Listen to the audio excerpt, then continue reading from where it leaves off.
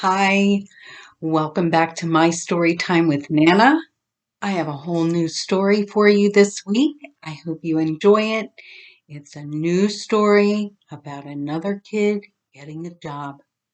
I can't wait. Let's begin.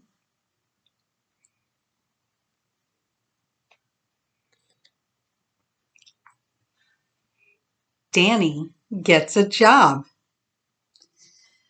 5-year-old Danny lay under the pecan tree in the front yard watching the clouds float by.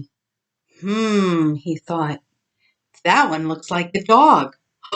That one looks like a bunny. Oh, there goes an ice cream cone. It was very relaxing watching the clouds go by with the sound of Daddy's tractor plowing the backfield. It seemed as if it was going to be a very relaxing day. Nowhere to go, nothing to do. Danny turned his head to the right, looking for more fun clouds, and just then he heard a giant grinding sound. And then he heard his father yell out, "Ugh!"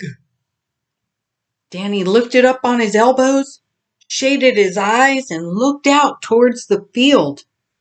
Daddy was kneeling beside the tractor looking underneath.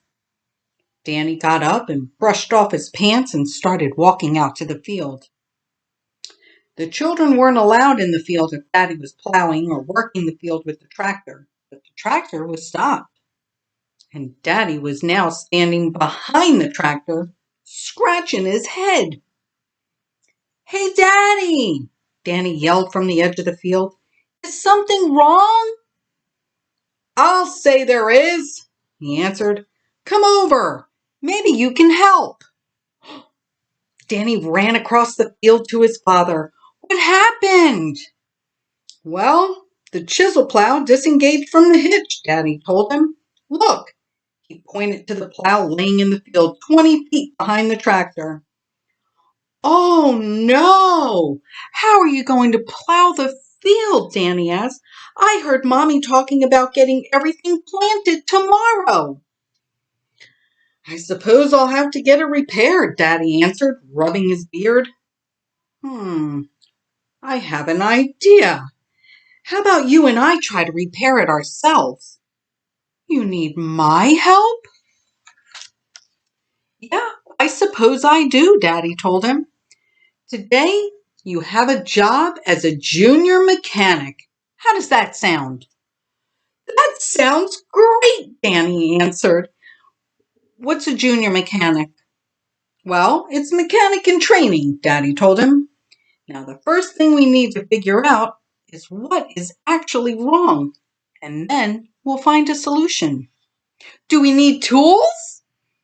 "Yes, but before we bring the tools out here, we need to figure out what kinds of tools we'll need."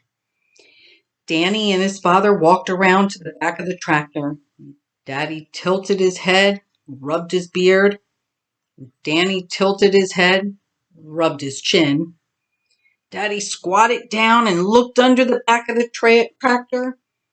Danny squatted down and looked under the back of the tractor.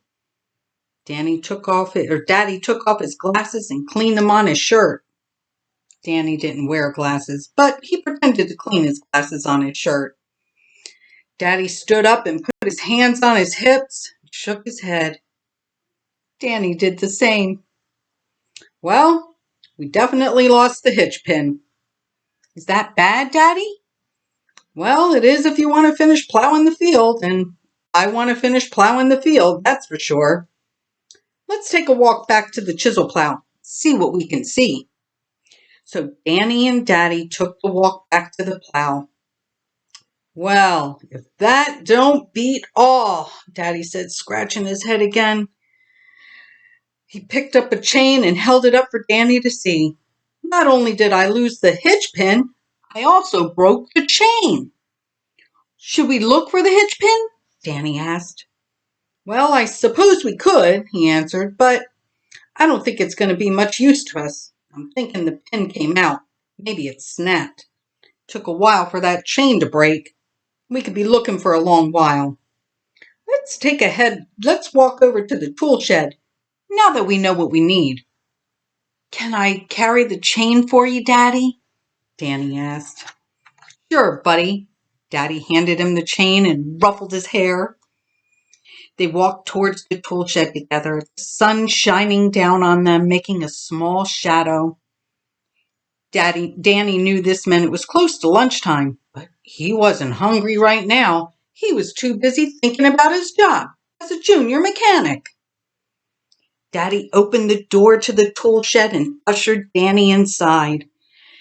Danny had never been in the tool shed before. It was off limits. There were important and dangerous things in the tool shed. At least that's what his daddy had told him once when he caught him trying to sneak into the shed.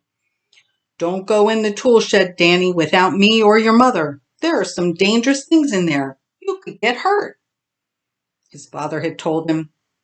So Danny stayed away from the tool shed, but now here he was, in the tool shed. There was a workbench with a stool pushed underneath at the back wall, and on his right stood a really tall red toolbox with loads and loads of drawers. And next to that, stacked toolboxes all the way up the side. There was a wall with holes in it, from the ceiling to the floor on the left, with metal hooks holding up a variety of saws, sledgehammers, chains, axes, tools he had never seen in person, only in books.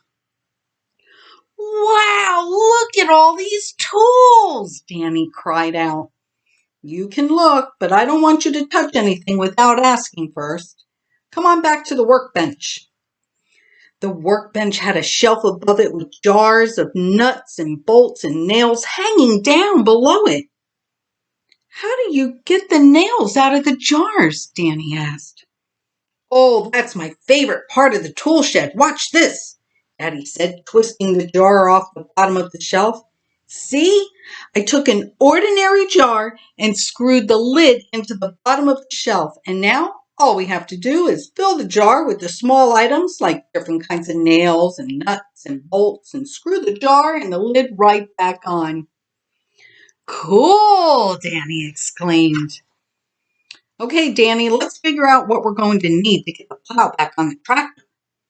Daddy smiled down at Danny in the wonder of the tool shed. He remembered the first time he had gone into his grandfather's shed. That's where he learned the jar trick. Daddy set a small red toolbox on the workbench and sat Danny on the stool. On the back wall, there was more of the holy wall, where there were assorted funnels, belts, and some things that Danny had never seen before hanging on these hooks. Let's see that chain, son, Daddy asked, stretching out his hand. He looked over the chain. Well, I can see why the chain broke. He showed Danny how some of the links had twisted and pulled apart. So the first thing we need is a heavier chain. He walked over to the wall and took down a thick chain. This will work, he said, putting the chain in the small toolbox. How about the hitch pin, Daddy? That's still out in the field. Well, I keep a couple here in the shed, just in case I need one. Thank goodness. It's always best to be prepared. Is that all we need? Well, we're going to need a couple of chain hooks to secure the chain. Daddy got those off the shelf, put them in the toolbox, and lifted Danny off the stool and pushed it back under the bench. Let's bring a screwdriver and a hammer, just in case. Do you think you can carry all that in the toolbox? Sure, Daddy. Danny smiled up at his father. He really was a mechanic now. They headed back to the tractor. Daddy and Danny waited by the chisel plow while he backed the tractor up to get closer. And Danny waved him back, being very careful to stay where his father could see him at all times.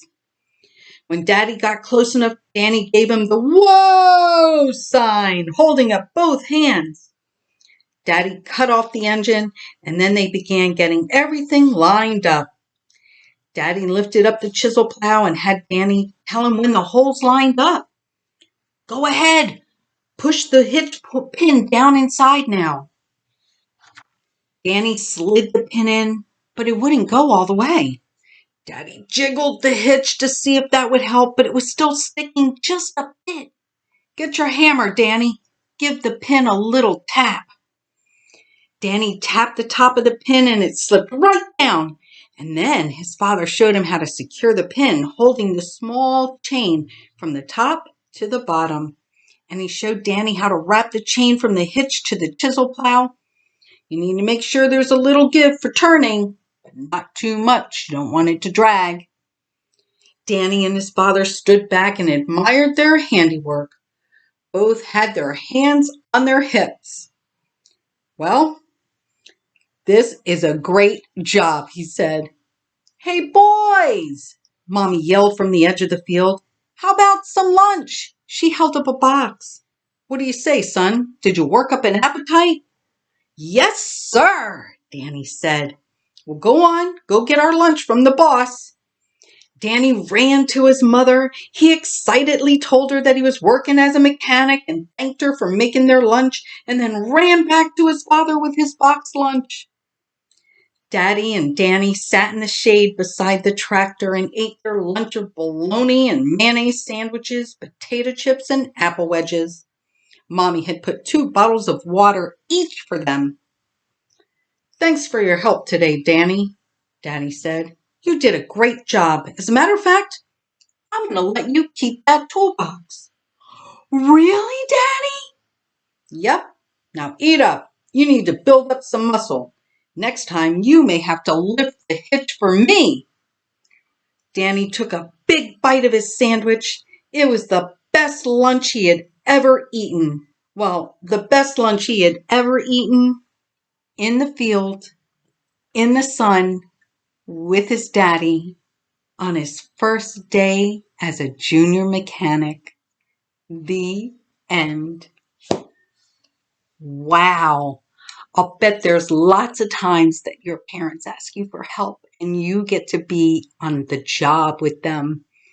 I hope you enjoyed tonight's story. I love this story. It was a fun story, wasn't it? Don't forget to share my stories, and I'll see you next week for a whole new adventure, a whole new job. Mwah.